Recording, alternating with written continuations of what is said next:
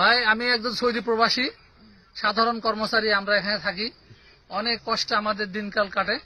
কিন্তু আমি দেশে যাব, এখানে আমার আত্মীয় স্বজনের সাথে দেখা করব, আমার ভাই ব্রাদার বাপ-মার সাথে দেখা করবো, কিন্তু আমি দেশে যেতে পারতেছি না, কারণ টিকিটের কারণে।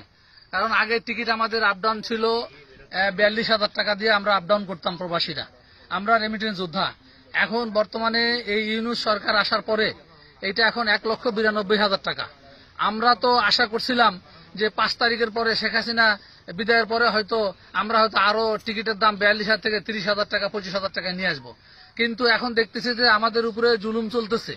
আমরা এখানে কয় টাকায় বেতন পাই বলেন?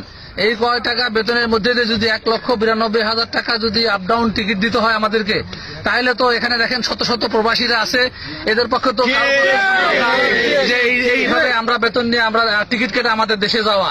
তাই আমাদের জোর দাবি, এবং আমরা যে এয়ারপোর্টে যাই সেখানে আমাদের একটা বেশি 2টা মোবাইল নিতে দেয় না, এইটাও তো আমাদের জন্য একটা বার্ডেন। এর মধ্যে মনে করেন এই টিকিটের দাম 1,42,000 টাকার কারণে এইখানে অনেক প্রবাসী সৌদি আরবে যারা খেয়ে না খেয়ে দিন কাটাচ্ছে, এরা বলদিয়া মানে যারা পৌরসভার যারা কর্মচারী যারা চাকরি করে, তাদের যে 600 টাকা 700 রিয়াল যে বেতন, এই বেতনের টাকা দিয়ে এরা খাবে না এরা দেশে যাবে আপ ডাউন করবে।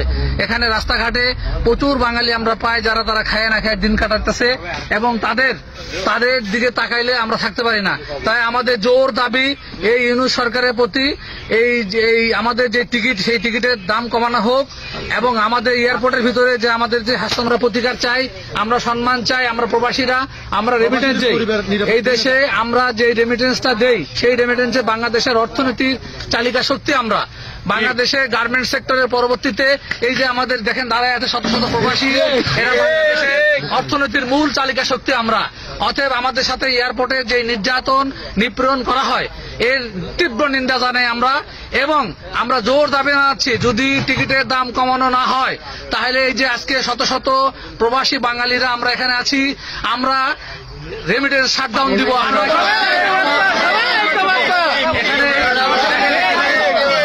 বাঙালিরা অনেকে বিক্ষুব্ধ।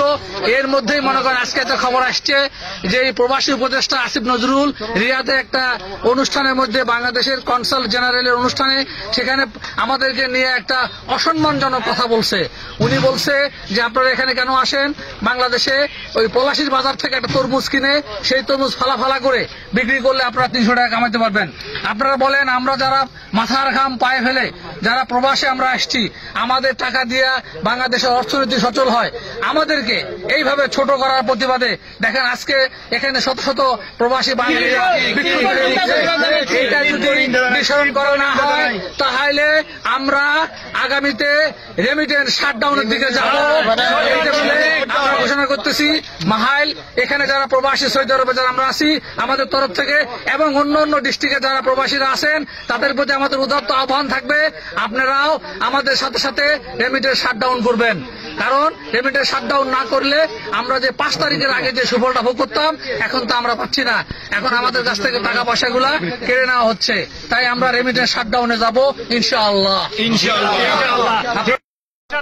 আমিও একমত, আমিও রেমিটেন্স শাটডাউন করে দেবো। আমাদের এয়ারপোর্টে বাংলাদেশ এয়ারপোর্টে যে কোনো মূল্যায়ন পাই না, একজন পাবলিক যেরকম পায় তার থেকে আমরা অনেক অত্যাচার নিবেদিত হই। আমরা এয়ারপোর্টে যাই, সেটা আমরা একজন প্রবাসী যখন এয়ারপোর্টে যাই মনে হয় আমরা এখানে ভিখারি হইয়া যাইতেছি বাংলাদেশে। এই অবস্থা করে আমাদের সাথে। হ্যাঁ, তাহলে এই অবস্থা যদি আমাদের সাথে এখনো করে তাহলে আমরা রেমিটেন্স একবার শাটডাউন করে দেবো।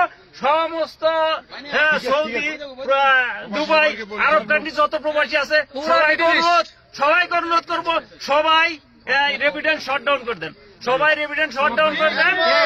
তাহলে এদের নাকে কানি পানি হাজার টাকা দিয়েছে, এখন তাহলে এত বাদলো কেপ? কালকে বলে 95,000 টাকা বলে পড়ছে, 1,95,000 টাকা 1,70,000 সরকার আসার পর থেকে এভাবে যে বাড়ি গেল সেটার অনুভূতিটা প্রকাশ। এই সরকার যদি 1,95,000, 1,05,000 যদি করে ফেলায়, 1,45,000 হয় তাহলে তো ভয়াবহ। তাহলে তো এই সরকার দিয়ে কি করবেন? দেশে আমরা দাম কেমন করেন? আমার যে বেতন 1,90,000 টাকা ইয়াতে 1 বছর লাগবে আমার টিকিটের টাকা জমাইতে। 500 টাকা বেতন দিয়ে কি হয়?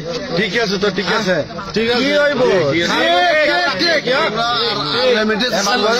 নিরাপত্তা নেই, ছেলে মেয়ে তো শেষ, আমি নিজের জানি বাঁচবে না, ছেলে মেয়ের চিন্তা করে লাভ আছে? নিরাপত্তা আমাদেরকে এয়ারপোর্টে ফিটাই আমাদেরকে। এয়ারপোর্টে তখন পিটেন, এইটা যে বর্তমান যে টলিও ভাই না মাল নেওয়ার জন্য তো বাদ দেন। এখন গাড়ি পাওয়া যায় না, তার টলিতে কি করবে?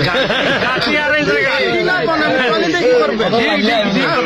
ঠিক কথা, আমরা বাংলাদেশের পাঠাবো না। তাহলে একটা দিন হিসাব করেন যে বাগদাদ গেছিলাম গত 1 বছর আগে, ব্যাগ দুটোই পাচ্ছিলাম না, ছেড়ে দিতে চলে গেছিলাম, তাহলে এইটাই বাংলাদেশ আবার শুরু হয়েছে।